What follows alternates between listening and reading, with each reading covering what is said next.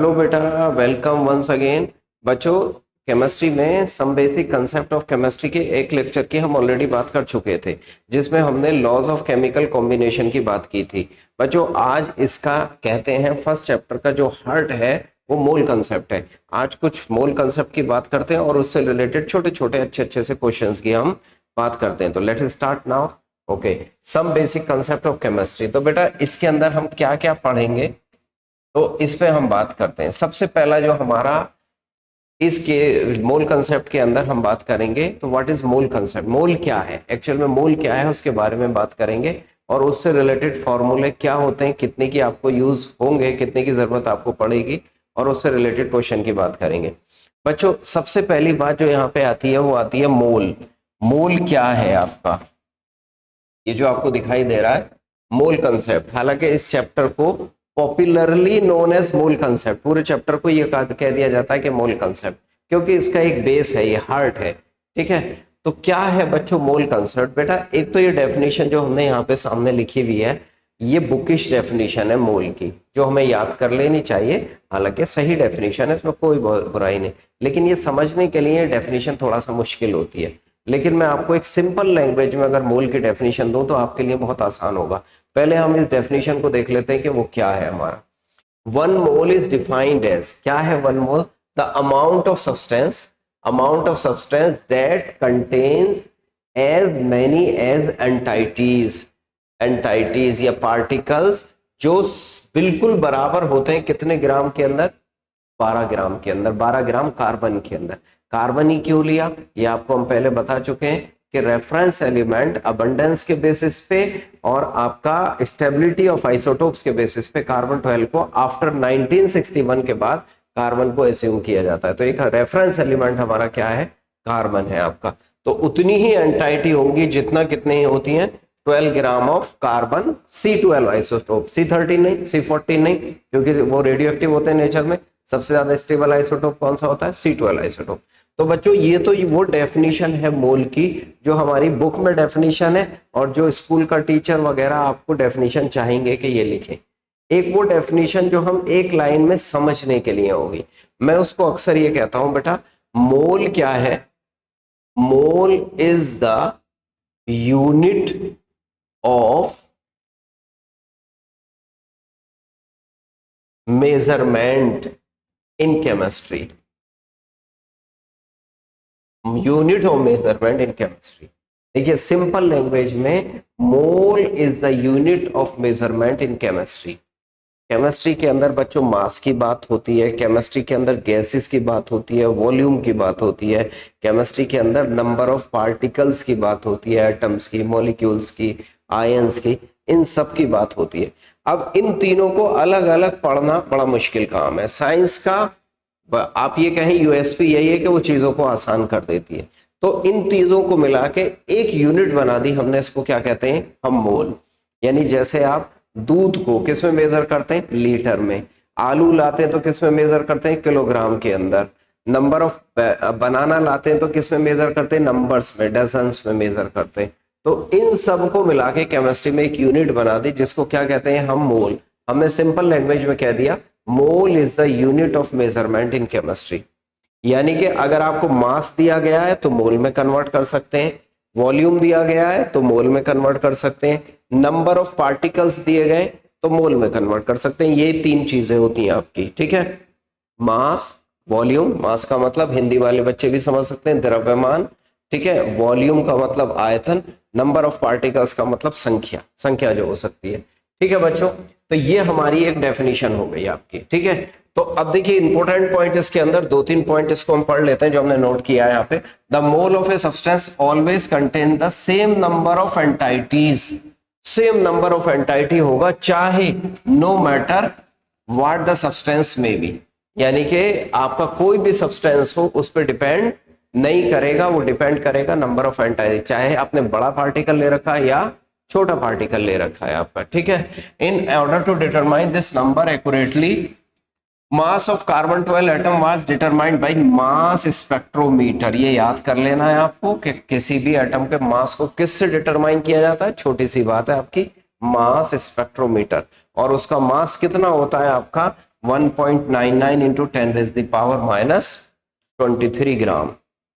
अब क्या रहा था, डेफिनेशन क्या थी हमारी, the amount of substance that contains as many as entities, यानी पार्टिकल्स भी entities as exactly 12 gram of carbon. अब बच्चों इस बात को यहाँ पे देखेंगे, कितने नंबर ऑफ एटम्स होंगे 12 ग्राम के बराबर।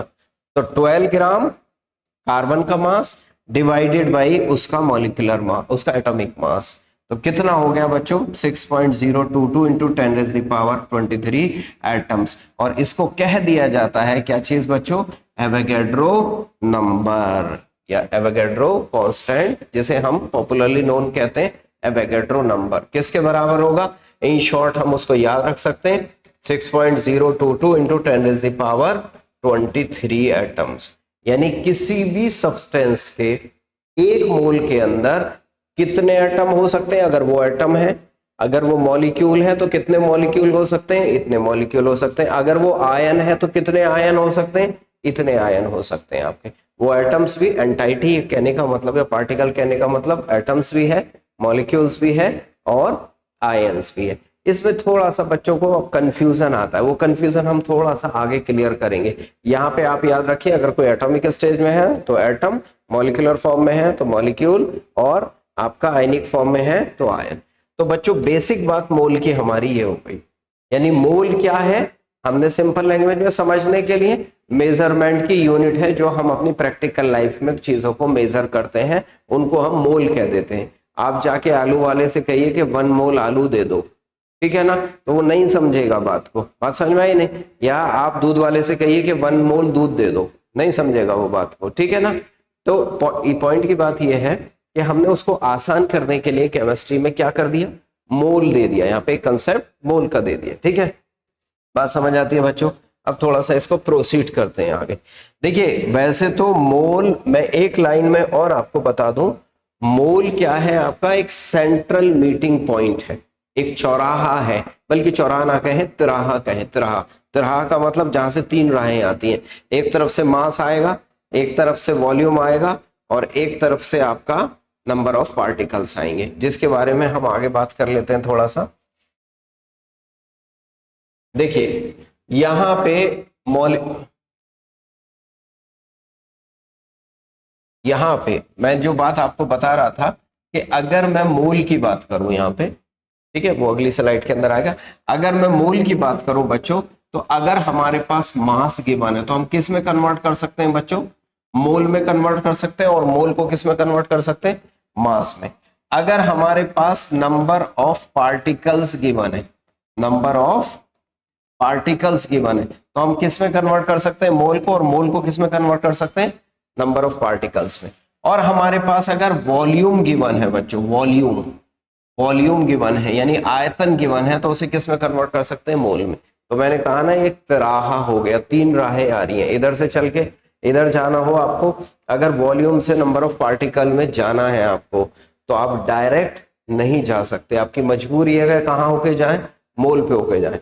मास से आपको नंबर ऑफ पार्टिकल पे जाना है, तो या तो मास ले लो और उसको काउंट करने बैठ जाओ, या आप किसके थ्रू जा सकते हैं, मोल के थ्रू जा सकते हैं। ये 3 वो चीजें हैं जिन्हें हम बच्चों मोल में कन्वर्ट कर सकते हैं। यही बात हमने थोड़ी सी आगे की है, और एटॉमिक मास और मॉलिक्यूलर मास की बात की है। इसके लिए मैं आपको फॉर्मूला बता दूं, नंबर ऑफ पार्टिकल्स के सेंस में नंबर ऑफ मोल्स जो होता है बच्चों, वो होता है आपका given number of particles, given number of particles, ठीक है, डिवाइडेड बाय एवोगैड्रो नंबर, जिसके बारे में अभी रिसेंटली हम बात करके आए। Given number of particles divided by Avogadro number. Volume के टर्म में होता है बच्चों, नंबर ऑफ मोल्स को रिप्रेजेंट करते हैं बच्चों स्मॉल एन से, स्मॉल एन से। वो होता है आपका गिवन वॉल्यूम, गिवन वॉल्यूम, या बच्चों अगर आपको कैलकुलेट करना हो तो इसे कैलकुलेटेड भी लिख सकते हैं, divided by standard volume. Standard volume, standard volume कितना होता है बच्चों, किसी भी गैस का 22.4 लीटर। और याद रखना, ये formula only and only valid for gases. ये फॉर्मूला सिर्फ किसके लिए गैस वैलिड है आपका, ये गैसेस के लिए वैलिड है। स्टैंडर्ड वॉल्यूम, स्टैंडर्ड वॉल्यूम का मतलब होता है किसी भी गैस का 1 मोल किसी भी गैस का, अमोनिया हो, कार्बन डाइऑक्साइड हो, नाइट्रोजन हो, 22.4 लीटर ऑक्यूपाई करता है स्टैंडर्ड कंडीशन के ऊपर। ये हम आगे बता रहे हैं आपको स्टैंडर्ड कंडीशन, वैसे तो आप पढ़ के आते हैं स्टैंडर्ड कंडीशन क्या है, लेकिन इससे अगली स्लाइड के अंदर हम वो आपको कंडीशंस बताएंगे, ठीक है ना। वॉल्यूम की टर्म में ये हुआ। मास की टर्म में क्या होगा बच्चों, number of moles is equal to होगा given mass divided by molecular mass. अगर मॉलिक्यूल है और अगर एटम है तो क्या होगा बच्चों, एटॉमिक मास। एटॉमिक मास, अगर मॉलिक्यूल है तो मॉलिक्यूलर मास, और अगर एटम है, दोनों को कलेक्टिवली हम मोलर मास कह देते हैं। किसी भी सब्सटेंस के 1 मोल का मास मोलर मास, लेकिन ज्यादा बेटर है समझने के लिए पहले हम ओपनली लिखें, मॉलिक्यूलर मास लिखें या क्या लिखें हम उसमें, एटॉमिक मास लिखें। दोनों को कलेक्टिवली मोलर मास कह देते हैं। वो एटम पे भी एप्लीकेबल होगा और मॉलिक्यूल के लिए भी एप्लीकेबल होगा। बच्चों ये 3 बातें मैंने आपको, 3 फॉर्मूले जो साइड में बताए हैं, ये मोल के मैंने 3 फॉर्मूले बताए आपका, ठीक है ना। मोल का इन टर्म्स ऑफ वॉल्यूम, मोल का इन टर्म्स ऑफ पार्टिकल, मोल का इन टर्म्स ऑफ मास। मान लो सपोज इस पे छोटे छोटे से क्वेश्चन की बात हमारी आ जाती है। जैसे बच्चों मैंने अभी बताया आपको, मैंने आपको बताया मोल क्या था, मोल हमारा सेंट्रल मीटिंग पॉइंट था, मास की टर्म में था, वॉल्यूम की टर्म में था बच्चों, और नंबर ऑफ पार्टिकल्स की टर्म में था, नंबर ऑफ पार्टिकल्स की टर्म में था, पार्टिकल्स की टर्म में था, ठीक है। तीनों चीजें मैंने आपके सामने रख दी। सपोज क्वेश्चन ऐसा पूछता है, find number of moles, find number of moles in A, let say कह दे 40 ग्राम NaOH, बी कह दे आपसे 11.2 लीटर कार्बन डाइऑक्साइड, सी कह दे आपसे 3.011 into 10⁻23 molecules of ammonia.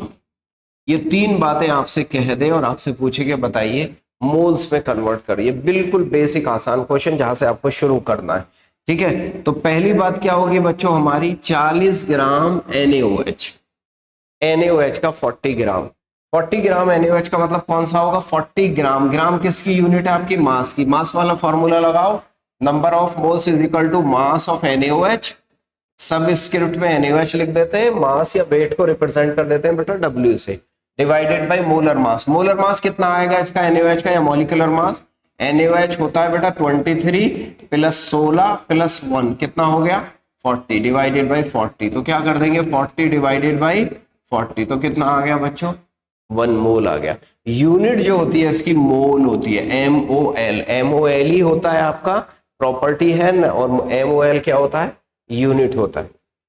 11.2 litre carbon dioxide, क्या चीज आ गई बच्चों, वॉल्यूम आ गया आपका, वॉल्यूम आ गया। तो number of moles of carbon dioxide क्या होगा, गिवन वॉल्यूम 11.2 डिवाइडेड बाय 22.4 कितना आ जाएगा 1/2 मोल्स आ जाएंगे। तीसरा आ जाएगा आपका नंबर ऑफ पार्टिकल्स के सेंस में, तो नंबर ऑफ मोल्स किसके, आपके अमोनिया के, कितने हो गए बच्चों 3.011 इंटू 10⁻23 डिवाइडेड बाई 6.022 इंटू 10⁻23। अब इसमें काटम काटी मचा दो, तो कैसे करेंगे इसको, काट दीजिए इसको, कितना आ जाएगा ये 1/2, द आंसर वुड बी 1/2। मेरी बात समझ में आती है बच्चों नहीं, बिल्कुल बेसिक क्वेश्चन, जो बच्चों का बेसिक कंसेप्ट थोड़ा सा वो होता है, ऑब्वियस है जो बच्चा 11th में आएगा उसके लिए कमजोरी होगा। और कई बार तो ऐसा होता है बच्चा 11 12 दोनों कर लेता है, लेकिन कुछ ऐसे पॉइंट्स रह जाते हैं उसको जो क्लियर नहीं होते आपको। जैसे कुछ क्वेश्चन मैं आपको दूंगा तो आपको क्लियर, आपको अच्छा लगेगा, उसमें आपको समझ में आएगा कि कुछ डिफरेंट चीज थी इसके अंदर, ठीक है बच्चों। तो ये तो बेसिक बात हो गई हमारा, क्या मोल्स की बात होगी, ठीक। आगे बढ़ जाते हैं अब। देखिए अब नेक्स्ट जो पॉइंट उसमें हमने किया था, ये वाली स्लाइड तो थी हमारी मोल्स के बारे में, मोल्स के बारे में मैंने तीनों बातें आपको बता दी यहाँ पे। इससे नेक्स्ट मोलर मास क्या होता है हमारा, मोलर मास क्या होता है हमारा, एवरेज मॉलिक्यूलर मास क्या होता है हमारा, ठीक है। ग्राम फॉर्मूला मास क्या होता है हमारा, ग्राम एटॉमिक मास क्या होता है हमारा, ठीक है, ग्राम एटम क्या होता है। ये बच्चों ऐसे समझ लीजिए जैसे टर्मिनोलॉजीज है, टर्मिनोलॉजी किसी काम को करने के लिए ये टर्मिनोलॉजी है, टर्म आना चाहिए हमें, किसी को नाम से बुलाना है तो उसका नाम आना चाहिए, ऐसा तो नहीं कहेंगे "ए, आओ इधर", ठीक है ना, नाम आना चाहिए किसी को, टर्मिनोलॉजी। तो मोलर मास क्या है आपका बच्चों, the mass of one mole of a substance in gram is called, क्या कहते हैं उसको, मोलर मास या gram molecular mass. The molar mass in grams is numerically equal to atomic mass, molecular mass और फॉर्मूला मास इन यू। बात समझ में आई नहीं, अभी जिसकी बात मैंने पहले बता दी थी बच्चों आपको, मोलर मास किसी भी सब्सटेंस का, एटॉमिक मास भी हो सकता है, मॉलिक्यूलर मास भी हो सकता है, लेकिन एक टर्म यहाँ पे यहाँ आया नया, फॉर्मूला मास। ये जो फॉर्मूला मास है ये आयोनिक कंपाउंड के लिए यूज होता है बच्चों, आयोनिक कंपाउंड। आयोनिक कंपाउंड ना मॉलिक्यूल बनाते हैं, मॉलिक्यूल नहीं बनाते, आयंस होते हैं वो आपस में एक दूसरे के पास रहते हैं, तो उसको कहते हैं फॉर्मूला यूनिट। उसके लिए टर्म यूज किया जाता है फॉर्मूला मास। आप मॉलिक्यूलर मास भी यूज करोगे तो गलत नहीं है, कोई प्रॉब्लम नहीं आएगी आपको क्वेश्चन करने के लिए। टेक्निकली जाओगे तो आपको उसको मॉलिक्यूलर मोलर मास आपको किसका बोलना पड़ेगा, फॉर्मूला मास का बोलना पड़ेगा। बात समझ में आती है नहीं, तो ये है बच्चों मोलर मास। अभी मैंने बात क्लियर कर दी थी, मोलर मास किसी भी सब्सटेंस के 1 मोल का मास, वो एटम हो, मॉलिक्यूल हो या आपके पास फॉर्मूला यूनिट हो। देखिए molecular mass, average molecular mass, देखिए मॉलिक्यूलर मास तो सिंपल सी बात है, एटम के सम का, एटॉमिक मास के सम के मास को क्या कहते हैं किसी मॉलिक्यूल में, मॉलिक्यूलर मास कहते हैं, सिंपल सी बात है। लेकिन ये बड़ा अच्छा क्वेश्चन है बच्चों, average molecular mass. Average molecular mass क्या होता है बच्चों, निकालते कैसे हैं आपसे, आप total mass divided by total moles of the molecule. कैसे निकालेंगे, सिंपल बात है बच्चों, ये मास कंजर्वेशन है। क्या है, कंजर्वेशन, मास कंजर्वेशन है। मास कंजर्वेशन का मतलब पहले का मास इज इक्वल टू बाद का मास, पहले का मास, ठीक है ना, इज इक्वल टू बाद का मास। जैसे क्या होगा आपका, यहां पे देखिए molecular mass average, average molecular mass यानी दो चीजों को आपने मिक्स किया है, molecular mass into number of moles क्या हो गया बच्चों, मास हो गया ना। तो N1 M1 भी मास हो गया और N2 M2 भी क्या हो गया, मास हो गया।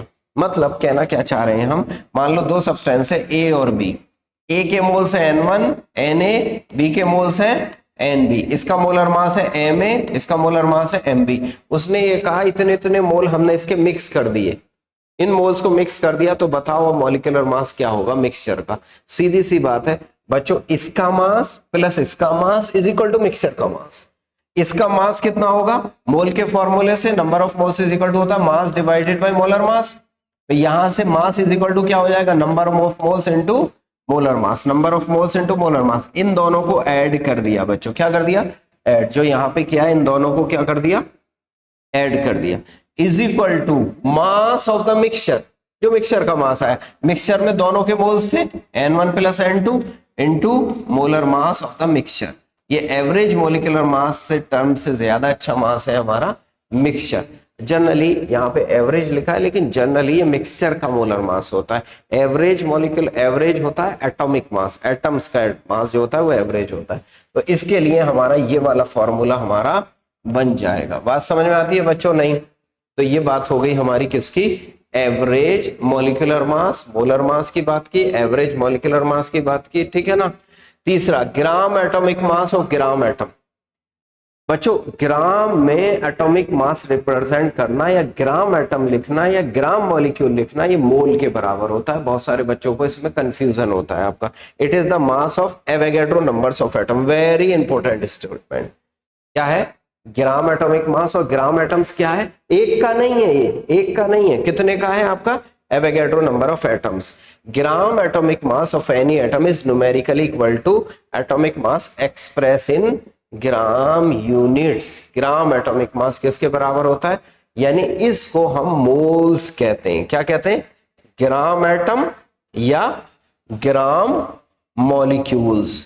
क्या कहते हैं बच्चों इसको, ग्राम एटम या ग्राम मॉलिक्यूल्स को, दोनों को ही क्या कहते हैं हम, मोल्स कहते हैं। बात समझ में आती है नहीं? तो ये बात हमें याद रखना। कहीं पे अगर आपको लिखा आता है ग्राम एटम या ग्राम मॉलिक्यूल, इसका मतलब होता है मोल्स ऑफ मॉलिक्यूल या मोल्स ऑफ एटम के बराबर होता है हमारा। ये बात हमारी यहाँ पे बच्चों क्या हो जाती है, क्लियर हो जाती है। क्लियर है बच्चों। अब इस पे रिलेटेड कुछ क्वेश्चंस हम इससे आगे कर लेते हैं आपका, ठीक है। देखिए यहाँ पे लिखा है हमारा, देखिए 1 gram atom is equal to 1 mole of atom, यानी Na एटम्स के बराबर। जो भी मैंने बात कही Na एटम्स, यानी ग्राम एटम या ग्राम मॉलिक्यूल किसके बराबर होता है आपका, Na molecules of atom 1 molecule of atom. ये दोनों बात आपको याद रखनी है। क्लियर है बात। इसमें अक्सर बच्चों को कंफ्यूजन होता है, ग्राम एटम लिखा हुआ आ जाए या ग्राम मॉलिक्यूल लिखा आ जाए तो उसको मॉलिक्यूलर मास या एटॉमिक मास करके इक्विवेलेंट उसको रखते हैं। 1 मोल ऑफ ए सब्सटेंस के इक्विवेलेंट हमको उसको एज्यूम करना है आपको, ठीक है ना। 1 ग्राम के इक्विवेलेंट रखते हैं, मोल्स के तो इक्विवेलेंट होगा ही होगा आपका। देखिए देखियो बच्चों, मैंने जो स्टैंडर्ड कंडीशन बताई थी वो IUPAC के अकॉर्डिंग क्या है आपका, STP condition is 1 atmospheric pressure and 273 kelvin temperature. ये आपको याद रखना है। किसी भी गैस का इस कंडीशन पे जो वॉल्यूम होता है वो कितना होता है, 22.4 लीटर होता है। एक कंडीशन होता है बच्चों SATP, हालांकि ये कंडीशन आपको कभी नहीं आती SATP। इसमें टेम्परेचर जो हो जाता है वो 25 डिग्री सेल्सियस हो जाता है। ये SATP होता है, वॉल्यूम अब चेंज हो जाएगा। अगर आपसे SATP पे वॉल्यूम पूछे फिर वो 22.4 नहीं रहेगा, वो 24 के करीब आता है। लेकिन वो क्वेश्चन आपसे पूछा नहीं जाएगा क्योंकि स्टेट्स ऑफ मैटर अब चैप्टर खत्म कर दिया गया है आपका। क्लियर है बात बच्चों, समझ में आती है नहीं। देखो बच्चों यहां से कुछ क्वेश्चंस हैं, कुछ क्वेश्चंस करते हैं आपके और सॉल्व भी किया है। What is the molar mass of इतने atoms of nitrogen, mass of, molar mass नहीं, मास ऑफ इतने एटम्स। आपको पता है बेटा 6.022 इंटू 10⁻23 इतने एटम्स का मास कितने ग्राम होता है नाइट्रोजन का, 14 ग्राम के बराबर होता है कि नहीं होता है नाइट्रोजन का, ठीक है। एटम्स ऑफ नाइट्रोजन किसके बराबर होता है आपके पास, 14 ग्राम के बराबर होता है। तो आप बता दो 3.0 कितने पूछा है आपसे, 1.2 इंटू 04 इंटू 10⁻22 का मास कितना हो जाएगा। वैसे आप क्रॉस मल्टीप्लाई कर दो और आंसर निकाल सकते हो। देखो यहाँ पे ये भी किया है, ठीक है।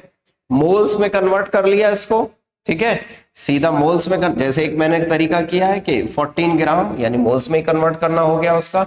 इतने एटम्स का मास कितना होता है 14 ग्राम, तो इतने एटम का मास कितना होगा। दूसरा तरीका जो हमने यहाँ पे किया है, नंबर ऑफ मोल्स कितना होता है हमारा 1.204 इंटू 10⁻22 डिवाइडेड बाई 6.022 इंटू 10⁻23। ये आ गया मोल्स। और आपको पता है मास इज इक्वल टू किसके बराबर होता है, number of moles into atomic mass, n into 14, number of moles into atomic mass. ये यहाँ से आंसर आपका बन जाएगा। बिल्कुल आसान सा क्वेश्चन है, बेसिक क्वेश्चन है बिल्कुल, ठीक है। Calculate the number of neutrons present in इतने वाटर। देखिए अब न्यूट्रॉन्स कह दिया आपने, अच्छा चलिए हम इस क्वेश्चन को थोड़ा इलेबरेट करते हैं। आपसे इसमें नंबर ऑफ मोल्स पूछेगा, नंबर ऑफ एटम्स पूछ ले, मॉलिक्यूल्स पूछ ले, मॉलिक्यूल्स पूछ ले, एटम्स पूछ ले, इलेक्ट्रॉन पूछ ले, प्रोटॉन पूछ ले, न्यूट्रॉन पूछ ले। हमने थोड़ा इलेबरेट कर दिया इस क्वेश्चन को ही। यहाँ पे सिर्फ क्या पूछा है उसने, न्यूट्रॉन्स पूछा है। हम न्यूट्रॉन्स के अलावा भी करते हैं। देखिए सबसे पहली बात 4.5 ग्राम वाटर, जहां पे भी मास देखे तो झपट के पड़ जाओ कि आपको क्या निकालना है यहाँ पे, number of moles. Number of moles कितना होगा 4.5 डिवाइडेड बाई 18, ठीक है। तो 1/4 आ जाएगा नहीं आपका, 1/4। ये आ गया बच्चों आपका क्या, नंबर ऑफ मोल्स के बराबर। दूसरा नंबर ऑफ मोल्स निकाल लिए, नंबर ऑफ मॉलिक्यूल्स। वो फॉर्मूला आपका number of molecules is equal to क्या होगा बच्चों, मॉलिक्यूल्स इज इक्वल टू होगा number of moles into Avogadro number Na के बराबर, यानी 6.022 इंटू 10⁻23। नंबर ऑफ एटम्स, आप बच्चों बताओ वाटर के एक मॉलिक्यूल के अंदर कितने एटम्स हैं, 2 हाइड्रोजन के 1 ऑक्सीजन का, टोटल एटम्स कितने हैं 3। तो नंबर ऑफ एटम्स कितने आ जाएंगे बच्चों हमारे यहाँ पे, is equal to number of molecules into 3। ये आंसर आ जाएगा, यानी 1/4 Na इंटू 3 के बराबर बच्चों ये यहाँ पे आ जाएगा। क्लियर है। तीसरी बात number of electrons, protons and neutrons. बेटा नंबर ऑफ इलेक्ट्रॉन एक वाटर मॉलिक्यूल में कितना होता है, हाइड्रोजन का होता है 1, 1 into 2, 2 हाइड्रोजन है और ऑक्सीजन का होता है 8, तो कितने हो गए 10 इलेक्ट्रॉन। इलेक्ट्रॉन भी इतना ही होगा बच्चों, प्रोटॉन भी इतना ही होगा आपका, लेकिन न्यूट्रॉन अभी देख लेते हैं हम कितना होगा।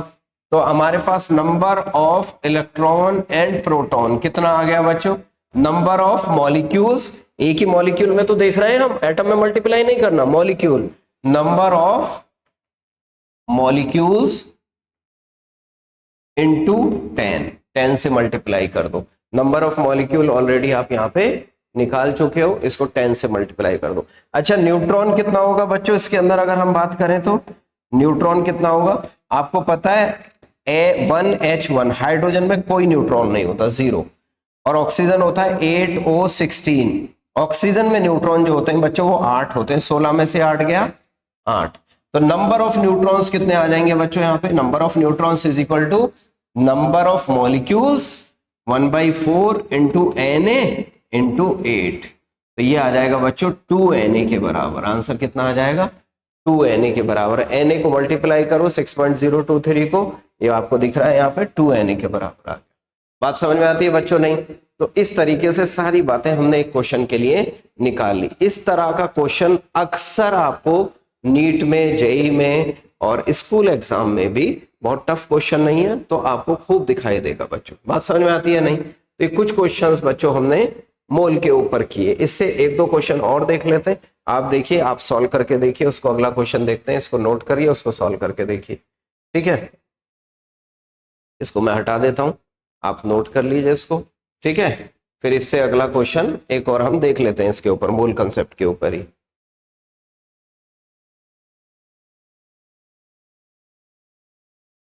नेक्स्ट ये देखिए, following contains maximum number of moles. ये क्वेश्चन आप करिए, ट्राई करिए, वैसे तो सॉल्व हुआ हुआ है यहाँ पे। तो आप क्या करेंगे, मैक्सिमम नंबर ऑफ मोल्स, सीधा सीधा 16 डिवाइडेड बाई सल्फर ट्राइऑक्साइड का मास कितना होता है, सल्फर 32 और 16 48, 80 हो गया। N2 लिख रखा है आपका 80 हो गया। N2O का मास कितना हो गया 44, N2O3 का मास 48, Cl2 का मास 71। चेक कर लो, आंसर आ जाएगा डिवाइड करके। बहुत आसान क्वेश्चन है, इससे आसान क्या होगा। लेकिन आसान क्वेश्चन में मिस्टेक होती है, अच्छा बच्चा भी करता है। जो बच्चा ओवर कॉन्फिडेंस में चला जाता है कि मुझे तो सब आता है, वो भी मिस्टेक करता है, ठीक है ना। तो इसलिए हर क्वेश्चन चाहे आसान हो चाहे मुश्किल हो, हर क्वेश्चन आपके लिए इंपॉर्टेंट है, हर क्वेश्चन इंपॉर्टेंट है आपका, ठीक है। ओवर कॉन्फिडेंस कभी नहीं आना चाहिए, ठीक है ना। जैसे नेता होते हैं ना, नेता कहते हैं क्या है, गरीब हो या अमीर, और आप एक बात समझ लो, जब इलेक्शन टाइम होता है तो अमीर से ज्यादा गरीब की वैल्यू हो जाती है, क्योंकि उनको पता है कि अमीर तो वोट देगा नहीं, तो मस्त रहेगा अपने उसमें, गरीब वोट देगा आपका। ऐसे समझ लो एग्जाम टाइम पे जो वैल्यू ज्यादा हो जाती है वो कैसे क्वेश्चन की हो जाती है आपकी, ऐसे क्वेश्चन की हो जाती है जो थोड़े से आसान होते हैं, जिनको ओवर कॉन्फिडेंस में हम करके चले जाते हैं। अगर इग्नोर कर दिया जाए, अगर गरीबों को इग्नोर कर दिया जाए तो जीतने वाले नहीं है पार्टी, मैं समझ लो आप। ऐसे ही अगर इन क्वेश्चन को इग्नोर कर दिया गया तो आपका सिलेक्शन होना मुश्किल हो जाएगा, अच्छे मार्क्स आने मुश्किल हो जाएंगे, ठीक है। तो ये समझ लो कि गरीब है हमारे, ठीक है। ये क्वेश्चन जो बेसिक क्वेश्चन है, दीज आर गरीब्स, ठीक है। देखिए और क्वेश्चन इस तरह के आपके सामने लिखे हैं मैंने, ठीक है। What is the mass of इतने एटम्स ऑफ नाइट्रोजन, नाइट्रोजन के इतने एटम्स का मास कितना होगा। सीधा सीधा मोल से ही आप बना लो, आप मोल्स पे कन्वर्ट किया, ठीक है। ये तो हमने कर लिया था, ये तो क्वेश्चन हमने कर लिया था already, we have already done this question ना। अगला क्वेश्चन आओ, ये वाला, how many moles of oxygen atom are present in 0.3 mole of H2O7। बच्चों 0.3 में कितने, 7 से मल्टीप्लाई कर दो इसको, इसमें तो कुछ करना ही नहीं है। 0.3 मोल, ऑक्सीजन कितने, एक मोल में 0.7 है, 7 इंटू 0.3, आंसर आ गया आपका, ठीक है। ये तो सीधा मोल्स का पूछा हुआ है आपका question. What is the ratio of number of carbon atom present in 2 gram CH4 and 2 gram CO। देखिए इसको मोल में कन्वर्ट करो, 2 डिवाइडेड बाई 16, इसको मोल में कन्वर्ट करो, 2 डिवाइडेड बाई, ये हो गया 12 और 16 28, ठीक है। ये आ गया कार्बन के मोल्स, और सब में आपसे पूछा क्या है, एटम्स, इनका रेशियो निकाल लो, आंसर आ गया आपका 2/16 डिवाइडेड बाई 2/28, आंसर आ गया आपका। क्लियर है बच्चों। आप इन क्वेश्चन को खुद से करने की कोशिश करें, इसको पॉज करके और खुद से करने की कोशिश करें बच्चों, बात तब समझ में आएगी आपके। आगे बढ़ जाए, देखिए कुछ क्वेश्चन और हैं इस तरह के, आप नोट करिए और इसको करिए, ठीक है। ये क्वेश्चन और है, आप इसको एक बार देखिए, नोट करिए, सॉल्यूशन भी हमने दे रखा है, बिल्कुल वही बेसिक क्वेश्चन है, हमने पहली स्लाइड के अंदर, पहले लेक्चर के अंदर मोल के अंदर ये बेसिक से क्वेश्चन ही हमने रखे हैं यहाँ पे, ठीक है। बात जमती है बच्चों? नहीं। अगला देखिए, ये वो वाला क्वेश्चन है जिसमें हमने किया था molecular mass of the mixture, air का मॉलिक्यूलर मास। मैं एक बात बताऊं बच्चों, इसको लर्न कर जाओ आप, लर्न कर जाओ। एयर का मॉलिक्यूलर मास कितना होता है? लगभग 29 होता है, याद रखना। कोई आपसे पूछे डायरेक्ट क्वेश्चन कि एयर का मॉलिक्यूलर मास कितना होगा, तो 29 होगा। इतना इतना इतना परसेंट मिक्सचर होता है। ये हमने मिक्सचर का मोलर मास निकाला। क्लियर है बच्चों? बात जमती है? इसको नोट कर लीजिए आप और आगे आ जाइए। Thank you. Yes, no, good. तो बच्चों आज के लिए इसकी सभा समाप्त करते हैं। हमने उसको नट शेल के अंदर आसान वे में इसको करने की कोशिश की है। इससे अगले लेक्चर में बाकी बातें करेंगे। Okay, thank you, good luck.